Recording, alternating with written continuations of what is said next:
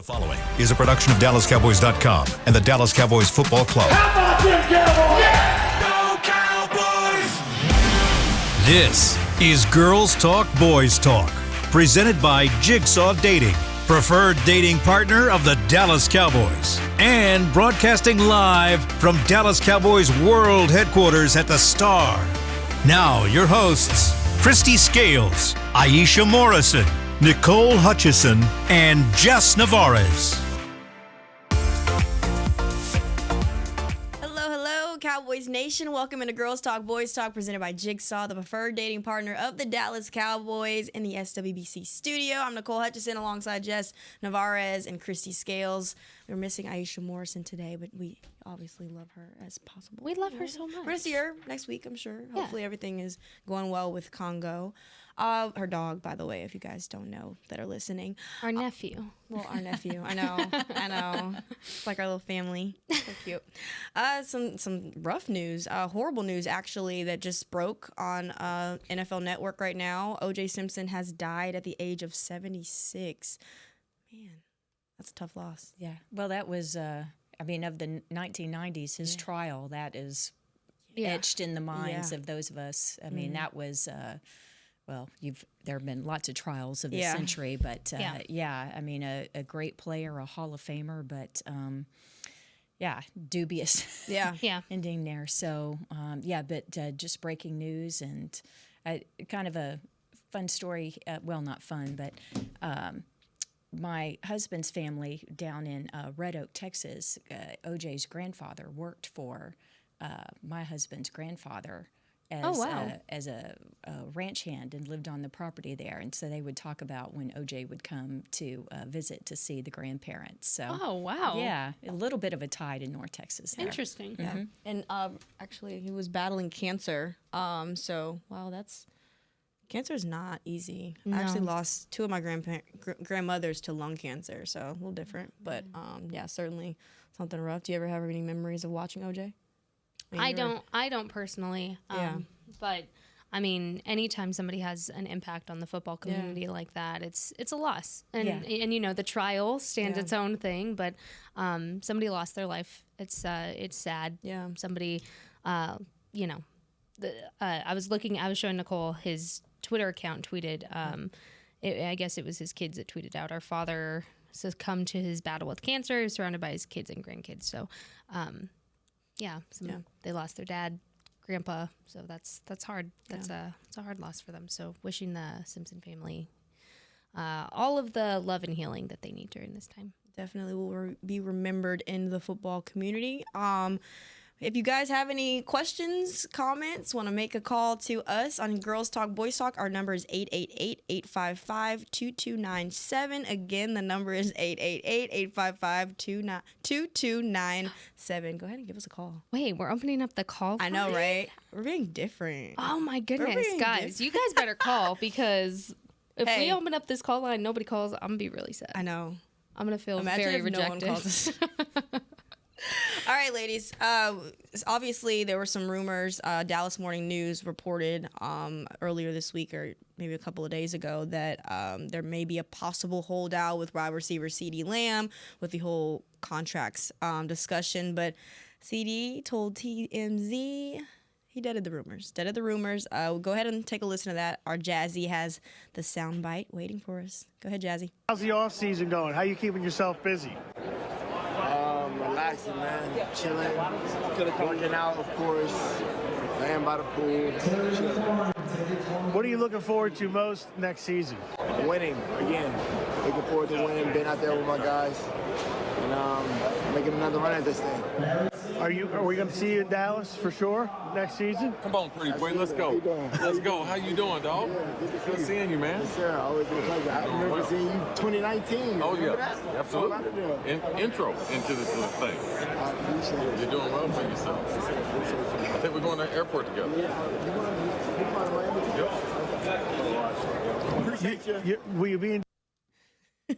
A lot of we're going to the airport together, but no, I mean, he basically said, I'll be in Dallas obviously this year.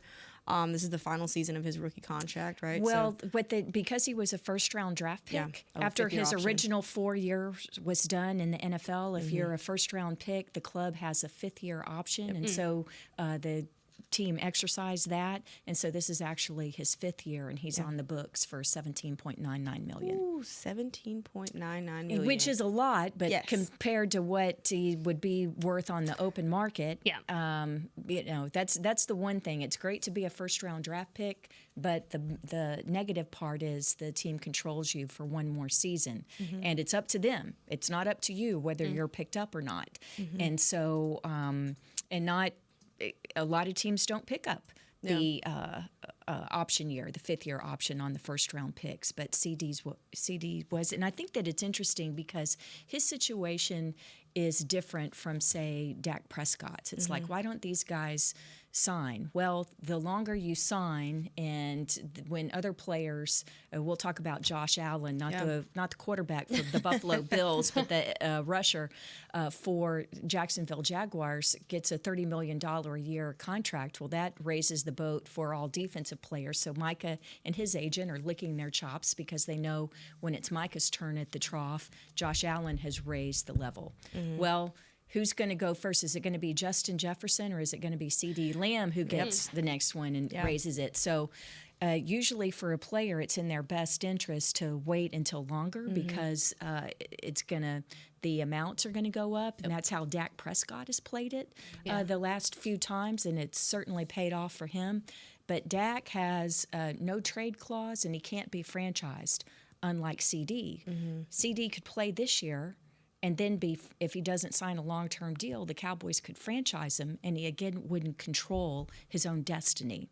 So I think that when you look at the different contract situations with three of the most high-profile Cowboys who are in line for the biggest paydays to come, CeeDee's situation is different because unlike Dak, he doesn't really control his own destiny in terms of the Cowboys can keep him longer without doing an extended deal. So it might be in CeeDee's, if he wants a long-term deal and some guaranteed money right now, it would be in his best interest to go ahead and do that now rather than wait, because he might be waiting a long time. Yeah, but isn't it also different because they've restructured Dak's contract before, right? So certainly, yes, you can restructure existing contracts, but the thing that with those restructurings and with the new deals and new contracts that Dak has signed, he's gotten. And remember, Dak was franchised at one point, but he has it in his contract. Dak does that. He can't be. He has those clauses. Speaking of waiting, I'm happy that CeeDee had the season he had, obviously, leading the NFL in receptions, second in total yardage last season, third for total most touchdowns. Point is, he was at the top of the list. So now the Cowboys front office is in a bit of a bind because of the season he had to have to pay him more than they would have had they done it last year. So CeeDee absolutely earned his money. He earned his payday. And it's just going to be interesting. Also wanted to point out, we were just talking about this before we started recording, everything is voluntary up until minicamp, which is in June. Let's not say holdout, because it is not, it's not no need to panic. Holdout until Jess is right. The only thing mandatory is the minicamp. And then certainly training camp. Right. And so it's not a holdout until you don't show up for minicamp or for training camp. Like the Zach Martin situation, right? Yeah. Well, Zach's was a holdout. It was a holdout, exactly. So Zach's was an actual holdout. Exactly. If he doesn't go to voluntary things, it doesn't mean he's not doing what he needs to do to prepare. You've seen this many times where you have veteran players that know how to train their bodies. They go work with their personal trainers or where have you to do what they need to do, even if they're not physically at the voluntary workouts at the start. To call it a holdout, I think, is a bit extreme right now. But I will say, if it gets towards mini camp and training camp and there's still reports of a possible holdout and there's no deal done, I think that's terms for more of the panic that everyone was feeling when this initial report came out. And for longtime Cowboy fans, you'll get this if you remember in the immortal words of Darren Hambrick, who once was not attending the off-season voluntary things. And when asked about it by the media, he said, "What do voluntary mean?" That's a good response. What do voluntary mean? Response. Yeah, that's a good Long-time response. Cowboy fans know exactly what I'm talking about there. right. True. He's not wrong. Well, we have a caller. Michael out of California. How are you doing? Hi, Michael. Hello. Hello, Michael. Hi, Michael. Oh, we can hear you a little bit. Hi. Turn your speaker off if you don't mind, please. Yes. There you go. Hi. Thanks for calling in. Hello. Good morning. Thank you for having me. I just want to say that I think, you guys are talking about the CeeDee Lamb situation. I think that the front office, Jerry Jones and whoever's involved in that, I think that we should not play games at all with CeeDee Lamb. I think, and I would like to hear your guys' thought on it. I think at the end of the day, CeeDee Lamb will be the best 88, best wide receiver to ever be a Dallas Cowboy, and that's a heavy statement. My respects to everybody else, because Des Bryant was awesome. Michael Irvin was, of course, Michael Irvin. But I think CeeDee Lamb is a complete all the way around. He can do it all. And I just hope that, they don't play any games with his contract and get that man signed. And that's pretty much it. And thank you guys very much for having me on. And God bless you guys and have a great day. Of course. Michael, Thank you. you're so sweet. Yeah, Thank but you. Michael's right. Statistically, for single season, he is the greatest Yeah, 88 100%. because this past season, if you're looking at it, smaller sample size of 1 year, he did set the team records this year. So Michael has a good point. Yes, he does. But with the point of the Cowboys playing games, I don't think they're playing games. I think they just really can't, because if you look at the numbers, right now the active, break it down a little bit.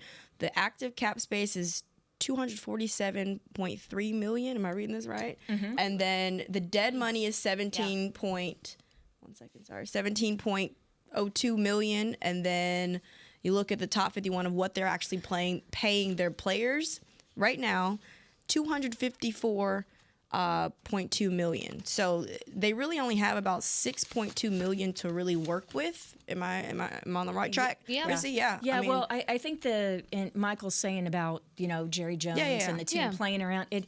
You have to free up cap space to sign any more of the people, more than just a few, smaller contracts.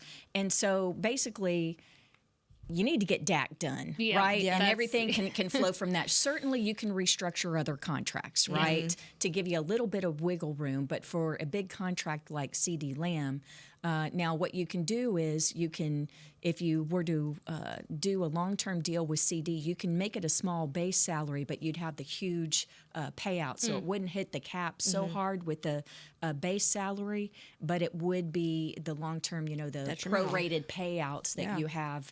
And the other thing is, it takes two to tango, right? Mm-hmm. So the Cowboys can be as anxious as they want in trying to get a deal done with Dak, for instance. But Dak and his agent have played the long game a few times before for the Cowboys, and it's paid off for Dak. They're playing the long game again, and it just kind of puts the Cowboys in a bind as to how much they can do with the other, CeeDee, Micah, everybody else signing more veteran free agents and the like, and until they get more of that freed up. And what's interesting is we're talking about everybody, like people could restructure their contracts to make a deal done for CeeDee. At this point, right now, where things stand, Dak is the biggest cap casualty. He has 21.29% of the cap right now with his current contract. And then next under that, listen to this jump. It's DeMarcus Lawrence, who takes up 7.85% of the cap. And then guess who's third anyways? CeeDee Lamb, whose projected amount for this upcoming season would take up 6.91% of the cap. So you could restructure contracts, but really, like Christy said, the first domino has to hit with Dak before you can see really anything. And so to your point, Christy, I don't think they're playing games. And I know from the outside as a fan perspective how it could seem that way. But at the end of the day, like, you really are a sitting duck until you figure out what you're going to do with Dak Prescott. Yeah, and I'm glad you mentioned CeeDee being number 3 on the list right now for biggest cap hits. It's that $17.99 million, because when you do that option, it's not wiggle room. It's here's your base salary, and that's it, straight line across, $17.99. And so if you were to get a long-term deal with him, they would reduce that way down to just a couple of few $1 million, and then all that other money he would get right away if it were a big signing bonus. So the other thing is you have to look at the guaranteed money as well. So that doesn't count immediately against the cap, but that's what the players and the agents really want is the guaranteed money. Yeah. And right now, whether you look at overthecap.com or Spotrac, any of those, it's they're saying that CeeDee would come in probably between $29 million in terms of market value, but really, I think it would be higher than that. Yeah. I think it'd be low to mid 30s on the average annual how much he would get. Yeah. But again, the thing is, a lot of that's going to be bonuses and guarantees and things like that. It's can you reduce that base salary immediately, which is the benefit of getting him done now. I also wanted to go back to Michael's comment about CeeDee being possibly the best 88 in the 88 club. Yeah. How could we skim over that one? That was a good one. Well, Mr. Drew Pearson might have something to say about that. Absolutely. And Michael Irvin. Let me tell you something about Michael Irvin. For those of you who the 1990s was a long time ago, or you only know the triplets as broadcasters or Dancing with the Stars, and I was going to say there was a Mirrorball trophy in there. Michael Irvin was the soul of this team. He was the soul. He was the heart, and that's not taken in. Troy Aikman, a leader, and Michael Irvin, a leader. Daryl Johnson. There were so many great guys on that team, but the heart of the team was Michael Irvin, and beloved by teammates. And he was the one that set the example on working hard. That's not to say that the other veterans did not. They all did. But Michael Irvin, there was so much more to him than what you saw reflected in statistics or his, the X's and O's on the field. He was the heartbeat of the team. Christy, I'm going to poke a little bear right here. Ooh. What do you think is missing from CeeDee possibly reaching that 88? I think what's wonderful, 88. He certainly can, and like we say, statistically, he did single season. Yeah. I think that CeeDee so much, get the ball in his hands and watch him create the run after catch. That kind of thing. That's something. Boy, I don't want to get in trouble with Michael Irvin, but CeeDee's faster and just can be more creative after he gets the ball in his hands, and certainly going up and contested catches and things like that. I mean, CeeDee doesn't and the versatility, but the game is different now. It's so much more wide open, and wide receivers. The way that they're used now, Michael wasn't used that way. It just wasn't really done back then. What he could have done in the way offenses are run now, but you didn't see Michael Irvin out of the slot. That was Kelvin Martin or Kevin Williams, and the like. So, he was an outside receiver, and then you paired him with Alvin Harper. And the other thing is Michael overcame he missed a season with a knee injury, and so early in his career. And so all that he accomplished in the 90s was coming off a major knee injury. So, let's just hope that CeeDee continues to play as well as he has, and to Michael's point, is certainly in the conversation. Well, I think at some point, too, you just have to understand that the 88 Club is in its own realm, right? Yeah. So it doesn't matter who the best 88 is. I think that's so subjective to, like you said, Christy, what generation you watched football, because, Nicole and I over here didn't get to watch the 90s games. I mean, we were either in the womb or not born yet. And I'm telling you from the locker room perspective, because I was in the locker room, I've been covering the team since 91. I think and I'm just telling subjective. You, he was he was the heartbeat of the team. It's subjective, but being part of that 88 Club, I definitely think, looking back now, there was a lot of stirrup to CeeDee taking 88 when he did. And I think he has done more than enough to prove himself that he absolutely deserves those numbers on his jersey. Absolutely. He deserves the numbers. He deserves the payday. Hopefully the Cowboys can get it done. But someone else got a huge payday. Josh Allen from the Jacksonville Jaguars. We'll be talking about that coming up in the next break. Stick with us on Girls Talk Boys Talk, presented by Jigsaw. We know that juicy, cheesy, grilled to perfection burger sounds amazing, but it does sound like something is missing. Pepsi, baby. The yin to this burger's yang. Burgers and Pepsi go together like burgers and Pepsi. This perfect blending of flavors makes every bite of lettuce, every sesame seed on the bun, and every sip of that crisp, refreshing, ice-cold cola a journey to Foodtopia. Burgers, better with Pepsi. That's what I like. At Jigsaw Dating, we obviously want the Cowboys to bring that 6th ring home. But to be honest, we're more focused on finding the person who will put a ring on your finger. That's why we created a dating app that reveals your face through meaningful conversation, so you can date deeper. Because it's personality that matters the most, not looks. Join Jigsaw Dating today, dating partner of the Dallas Cowboys.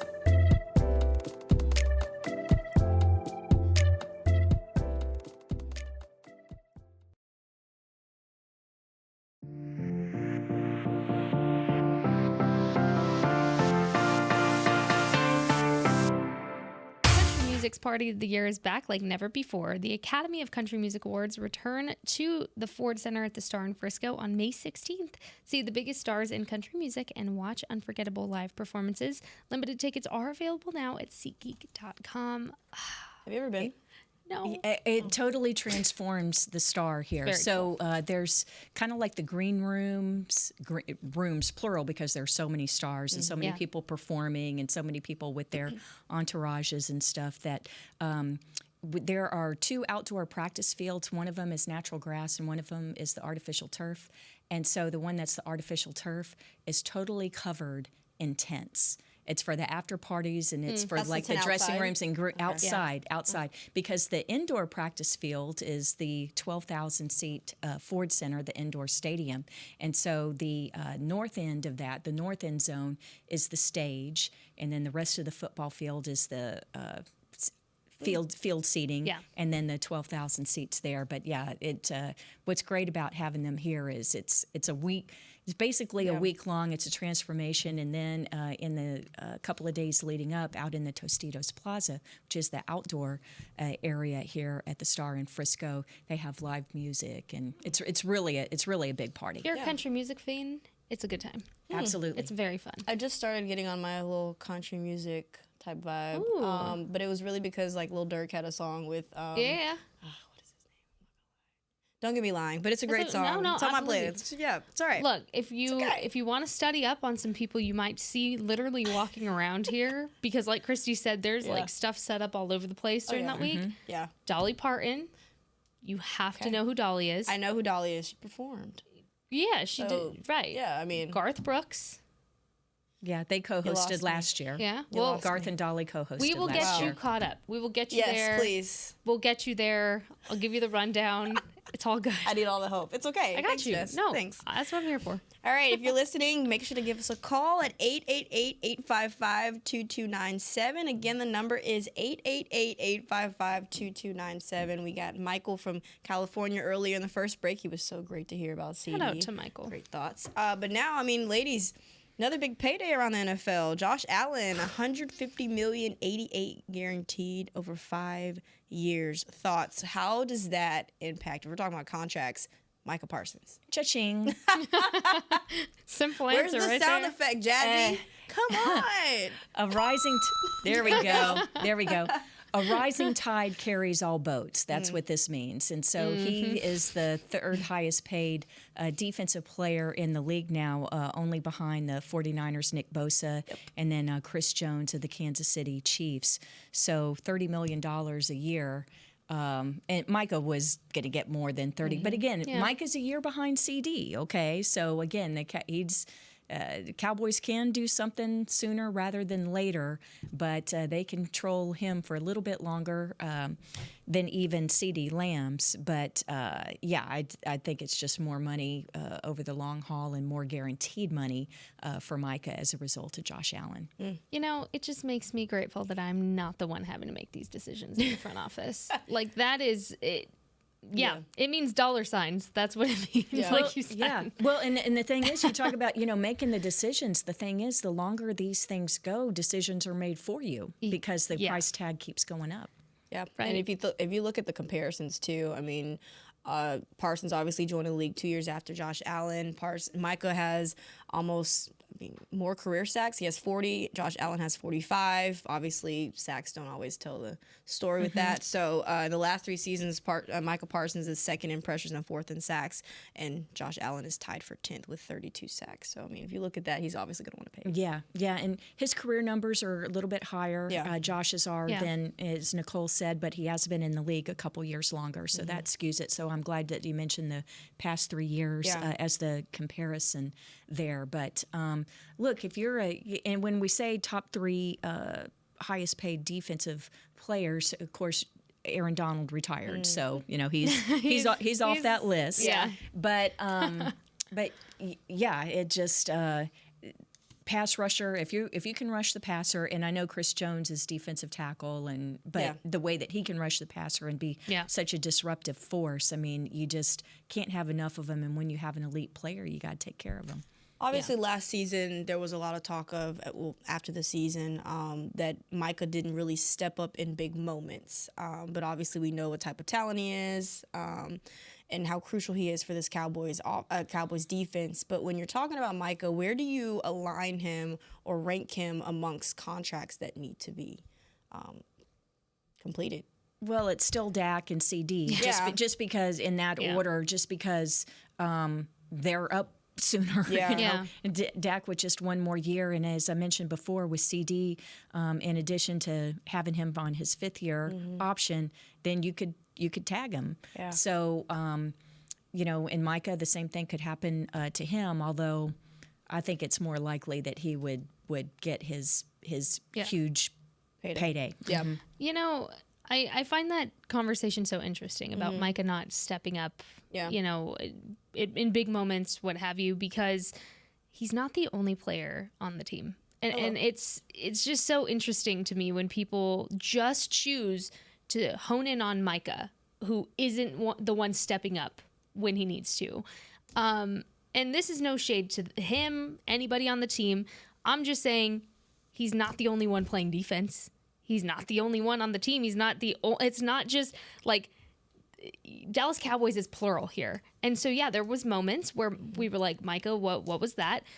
But if you look at the whole picture here, it wasn't just him. So to me, it's frustrating because people tend to pick and choose where they want to use that phrase when, if people were putting in their full efforts, if everybody was putting in their full efforts, there wouldn't have been an early playoff loss. Like at the end of the day, it doesn't just fall on Micah.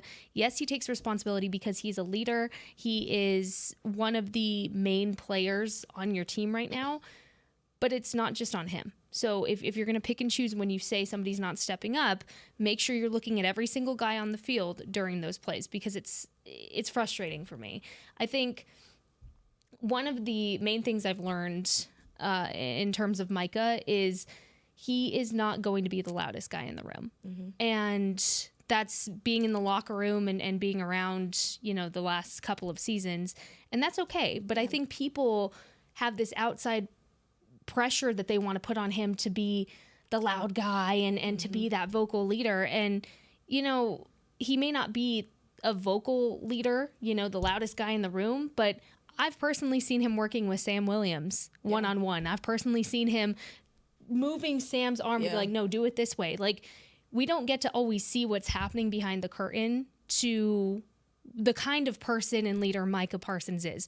All we get to see, even here, is what we are allowed to see on the practice field, what we see during game time, and then what we see in the locker room. And then casual fans outside of that only get to see what you see from the interviews, what we talk about, or what you see on game day. So there's a lot more that happens with these players, and it's not even just Micah, than what you see on game day. And that's, I think, what frustrates me with that whole thing. The one thing, though, about maybe not having the loudest voices, I think that a lot of fans think that it's all this rah-rah stuff on the sideline, and it's not. The guys are talking to their coaches, so you say the loudest voice in the room, but one thing he does have is his own podcast, and that is a megaphone.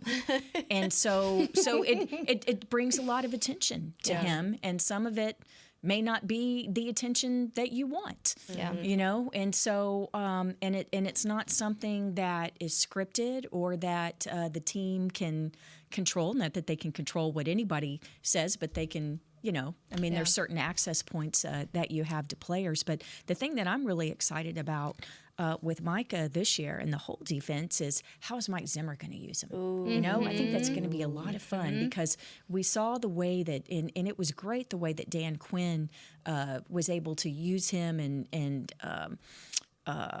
take advantage of his versatility. And so sometimes you'd see him not just as a stand-up end or at linebacker, but over the center, mugging, you're right, which is when you're over the center and, am I going to pass rush or not? So we got to see a lot of that versatility and see him all over in different spots on the field. And I'm just, I think that's going to be one of the fun things of this coming season is how does Mike Zimmer use Micah? And the thing is, it's going to be a wait-and-see approach on that because you surely don't see it in training camp and preseason because, first of all, the starters aren't going to play in the preseason games, but you don't want to tip your hand. You don't want your upcoming regular season opponents to kind of have a preview of how you're going to use them. So we really won't know the answer to that question until September. Ooh, going to be a lot of fun. Ladies, we have a second caller, Jim from Pasadena. What do you got for us, Jim? Hi, Jim. What's your question? First off, first-time listener. Oh, you guys, wow. I love Welcome. your show. You guys do a better job than other shows at staying on topic. Oh, wow. Thank you. We try. We try. So I want to give you a hypothetical. Do you remember the Herschel Walker trade? Yes. All right. So we're Micah Parsons in his contract year. What if we did the same with him? And you get a bouquet of great picks. You trade him in his last year of his contract, and you save a lot of money. All right, Jim. Out of the box Yeah. thinking, ladies. Jim, and is that Pasadena, Texas, or Pasadena, California? Oh, the Sunshine State. Oh. Okay. Too many knuckleheads out here. Florida. That's Florida. Florida's the Florida, Sunshine State.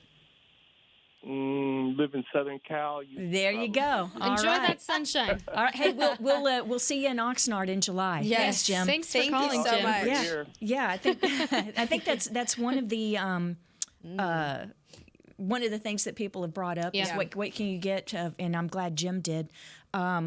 Certainly, you could get a lot. I would say that the one difference, though, is back then you weren't dealing with the salary cap the way you are now. And so in terms of getting the thing about Herschel Walker is it wasn't that you got a lot of picks from the Vikings. You got a lot of players that Jimmy Johnson then used the rules to get the picks. Right. And so the players that came in terms of like salaries and stuff, it was just a little bit different then. But to Jim's point of what kind of haul could you get for Micah Parsons, certainly you could, get a lot of picks. Yeah. Yeah. But I don't know about, veteran players that would come along with it. That's how it would be different from Herschel. I also think it's one of those tick-tacky things of, sure, you'd get a lot of picks, you'd get a lot of draft capital, la-zi-la, but what kind of message does that send to your veteran players in that locker room? And it to me, personally, I think that would be a morale strike to this team. Everyone wanted to talk about culture all off season and how the culture was a problem. If you're willing to trade Micah Parsons at a drop of a hat like that, to me that creates a culture problem. Just the uncertainty and shaky ground of, hey, you were great, but see ya. Yeah. And at the end of the day, it's a business. Nobody owes anybody anything. I get that, but to me, it doesn't send the right message to the guys that have worked their tails off to be the Micah Parsons in the locker room, to be that force, to be that threat on your team. It just doesn't send the right message for me. And I think you would get a lot of picks, but right now you're in a situation of where you have to win games next season, and you don't know what you're going to get. You don't necessarily know what you're going to get because we saw that last year. You didn't get a lot from your draft class. So I think that's great point. That's kind of, you're playing a gamble game. Yeah, and how many truly elite players are there in the league? They're all great players. They wouldn't be in the pros if they weren't. But truly elite and game-changing, when Micah is on, he's on. game changed. Yeah. Period. Yeah. Bill Parcells used the phrase catalytic. Yeah. Catalytic players, ones who make catalytic plays, game-changing plays. He's a game changer. Yeah. And there aren't that many truly elite ones in the league. Good points there, ladies. All right, well, we're going to take our second break. You're watching Girls Talk, Boys Talk, presented by Jigsaw, the preferred dating partner of the Dallas Cowboys. We'll be right back. At Jigsaw Dating, we obviously want the Cowboys to bring that sixth ring home. But to be honest, we're more focused on finding the person who will put a ring on your finger. That's why we created a dating app that reveals your face through meaningful conversation, so you can date deeper. Because it's personality that matters the most, not looks. Join Jigsaw Dating today, dating partner of the Dallas Cowboys.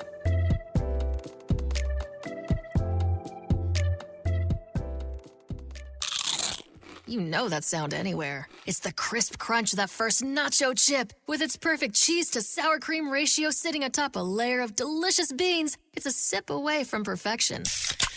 That's what we're looking for. Add a delicious, refreshing Pepsi and we've achieved absolute nacho nirvana. Because while you can pile those nachos high with every spicy, cheesy, savory topping, there's no topping a cool Pepsi finish.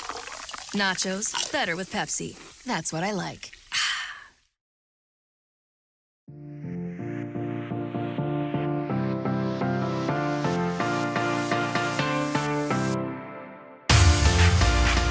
Register now for the 2024 Dallas Cowboys Youth Camps presented by Invisalign.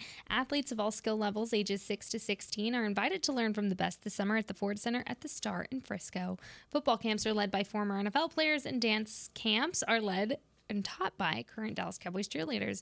Register before May 17th to save $25. Visit dallascowboys.com/camps. I need a little help with my rhythm, so I might go over there. You know what? If you go to dallascowboys.com/camps, you could save $25 if you do that. I can. That's what Just saving money too. I want to see Nicole. Please don't. No, the ages are 6 to 16, but I think we can make an exception for Nicole. Right? I do too. 27? Look, I'd pay money to go watch that. That's I would. not funny. It would. That's not funny, Jess. I would because I can't do any better. Jazz knows. Jazz knows I have no rhythm, so that's why she put that. Y'all know I've been a judge for Dallas Cowboy cheerleader auditions for 22 or 23 years, so can give you some what to do and what not to do. Might need that. Might need to do that. All right, what do y'all think about the announcement that the Packers will be the opponent for the Eagles in Brazil? It's awesome. That's fun. Oh, I'm disappointed. Awesome. I wanted it to be the Cowboys. I mean, we knew it wasn't going to be that. It was probably, I think that most people were speculating if it were not the Packers, it might be Cleveland. So, but it's funny because, and they may be watching, but down in Brazil, there is a big Cowboys fan club in Brazil. And I know that they listen to our Cowboys radio broadcast because the Brasileiros, they retweet my injury reports. And so I don't speak Portuguese, but I speak enough Spanish to be able to read it. Yeah. And you can read a little bit of Portuguese because it's so similar to Spanish. And it's like word for word. And they always credit, at Christy Cowboy. But the folks in Brazil that are into the Cowboys and into the NFL are avid. And so I just think it's going to be a terrific environment. I think a lot of cheeseheads and a lot of Eagles fans are going to make the track as well. I was looking up the stadium. They're playing in Sao Paulo, and at Corinthians, one of the big soccer teams down there. It's their home stadium, and I believe it seats, I can't remember if it's like 42 or 43,000. The configuration might be a little bit different for American football. They might be able to add a few more seats around the edge of the field. But so let's just say that it will be a more intimate setting. And so I think it's going to be fabulous. I'm just disappointed that the Cowboys aren't the first to play in South America. Packers fans travel too. Oh, they the only thing though, what do you guys think about the fact that it's going to be on a Friday, opening weekend of the season in September? It's going to be a Friday and it's going to be streamed on Peacock. Here's the thing. Look, I obviously I want the Cowboys to get that experience and all of that. they have to already worry about playing enough primetime games at weird times, have a weird schedule week to week because of it. But you'd have more time going into week 2, though. If you play on the Thursday or Friday of opening weekend, then you get a few extra days going into week 2. But with possibly 3 Thursday games, just leave their schedule alone, please. Like, I'm sick of it. Okay, I don't know. It'd be cool, but also, what's the time change? Like, what would the time change be? I think it'd only be an hour. I mean, it's south, so I don't know if they're Eastern or Central time zone. We'd have to look that up. Yeah. But it's not like going 6 or 7 hours over to Europe. And then, of course, we played the game in Tokyo, a preseason game back in, was that 2000 or 2001? It was the year we drafted Dwayne Goodrich. I remember that. And I remember going to the baseball game the night before. I remember a lot about that, but I just can't remember the year. Yeah. Anyway, I don't think the time change is that dramatic, and it wouldn't be a horrible flight, going down south, and it's not like you're changing a lot of time zones as when we've done preseason games in Japan or had preseason and regular season games, one regular season game for the Cowboys in Europe. All right, well, if you're listening, we have a few more minutes on the show. We can take 1 more or 2 more callers. Whoever wants to call in, go ahead and call. Our number is 888-855-2297, 888-855-2297. Who is the brave one? I've got to ask you, ladies, what's y'all's thoughts on we'll just say the depth of that defensive end position? You've got Sam Williams right now. Let's start with him and your confidence in him heading into 2024. Well, you're 3 for him. Yeah, chance to. He's really got to step up. Yeah.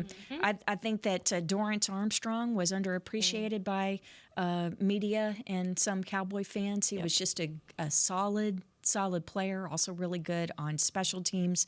But you knew what coaches want is consistency and knowing exactly what you've got. Yep. Dorrance also, could play both sides. I think that Dante Fowler, boy, I really hated losing him like losing Dorrance because, again, a solid guy and just a perfect rotation player, former first-round pick of the Jacksonville Jaguars.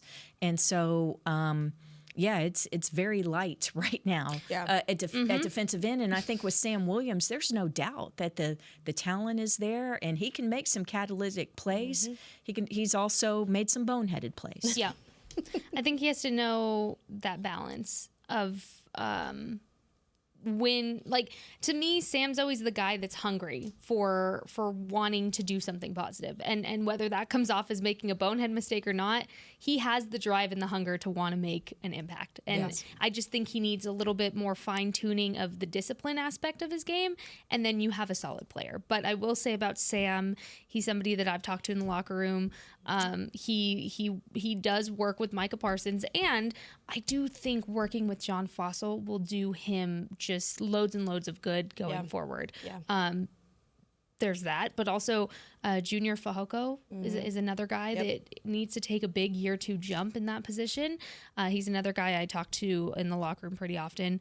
Solid guy. What I will say about him is he has been patient with himself throughout this last year, patient with his game, hungry, wanting to learn, wanting to grow, very coachable. Yeah. And I think when you have a coachable guy, yes, obviously we wanted more of an impact from all of last year's draft class, but I'm excited to kind of see what he can do this year. He is one of those guys that you want on your team. Yeah. Solid guy. You don't have to worry about him doing anything off the field that he shouldn't be. Family guy, big family guy. He just gushes about his daughter. Yeah.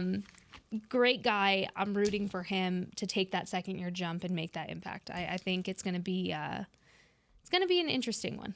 Yeah, and let's not Chauncey Golston. When in his opportunities, I think he took advantage, and he's a guy that they moved him inside a lot too. So one of these versatile players, and he's really this is a golden opportunity for Chauncey this coming season to be not just a solid contributor, but I mean he's really got a chance to step up and show out this year. Well, we have a golden opportunity to talk to Greg out of North Carolina. Greg, what do you have for us? Can you hear us? Hey, good afternoon. How y'all doing? Doing well.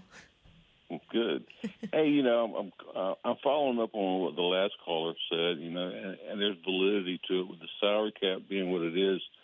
We have so many superstars, and it costs. They reach a certain level, and they're looking for that bag. And I think he has some validity, but not only with our superstar there, but Dak and Zach Martin at the same time. If we were to trade all those, get picks, our salary cap would be unbelievable. So I'm interested to see what you have to say. Thank you. No problem. Thank you so much for Greg. calling.